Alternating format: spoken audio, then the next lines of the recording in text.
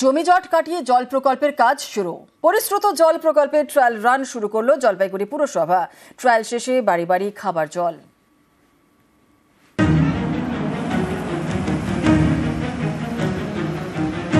জলপাইগুড়ি শহরে এবার কল খুললেই জল। জল প্রকল্পের ট্রায়াল রান শুরু করলো জলপাইগুড়ি পুরসভা। জলপাইগুড়ি পুরসভা 2017 সালে এখানে জল প্রকল্পের কাজ শুরু হয়। তিস্তার জল পরিশ্রুত করে বাড়ি বাড়ি পৌঁছবে।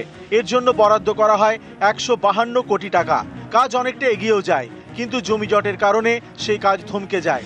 সেই জটই সম্প্রতি কেটেছে। এরপরেই ট্রায়াল রান শুরু করলো জলপাইগুড়ি পুরসভা। 3 মাস ধরে চলবে ট্রায়াল।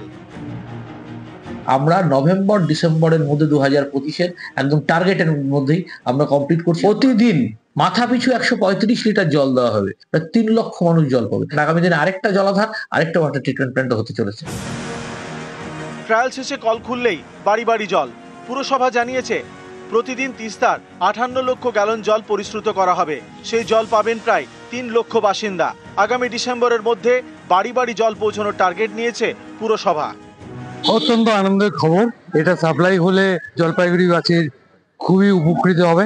এটা যেন জলপাইগুড়ির জন্য আশীর্বাদ হয়ে দাঁড়ায়। অবশ্যই ভালো উদ্যোগ। জলের জন্য যে চারিদিকে হাহাকার থাকে সেটা কিছুটা হলেও কমবে। জলপাইগুড়ি থেকে শান্তনু কর, নিউজ 18 বাংলা। মৌরলা হোক বা শিঙি, পাঁকাল হোক বা পুঁটি, পুকুরের এই সব মাছ এখন বাজারে পাওয়াই দায়। আর এই মাছ চাষে উৎসাহ দিতে এগিয়ে এলেন ঝাড়গ্রামের বিডিও। নিজের অফিস চত্বরে করছেন মাছ চাষ, আর যা দেখে উৎসাহী এলাকার অনেকেই।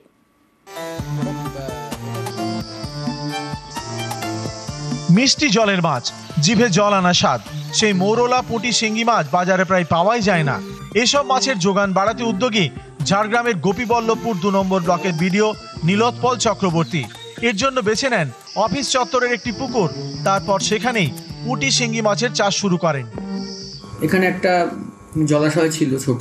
আমার হঠাৎ মাথায় আসে যে তাহলে তো ছোট ছোট মাছের চাষ এখানে করা যেতে পারে। এই বিলুপ্ত প্রায় মাছগুলো সম্পর্কে মানুষ জানতে পারবে, তাদের স্বাদ উপভোগ করতে পারবে। এখানকার যারা আসবে এখানে, তারা যদি জানতে পারে তারা উৎসাহিত হবেন। বিডিওকে সাহায্য করছেন জেলার মৎস্য দপ্তরের অফিসাররাও।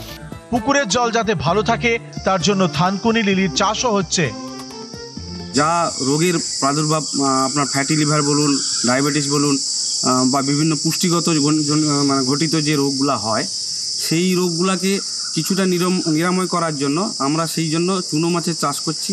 মৌরলা, পুঁটি, শিঙি, মাগুর, কই, যেগুলা আমাদের ডাক্তাররাও বলে থাকেন যে ছোট ছোট মাছ খান।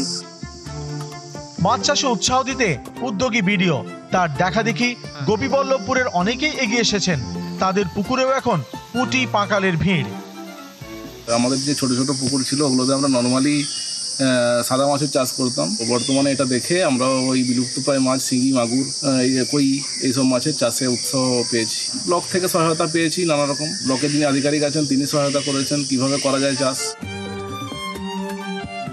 ঝাড়গ্রাম থেকে রাজু সিং, নিউজ 18 বাংলা।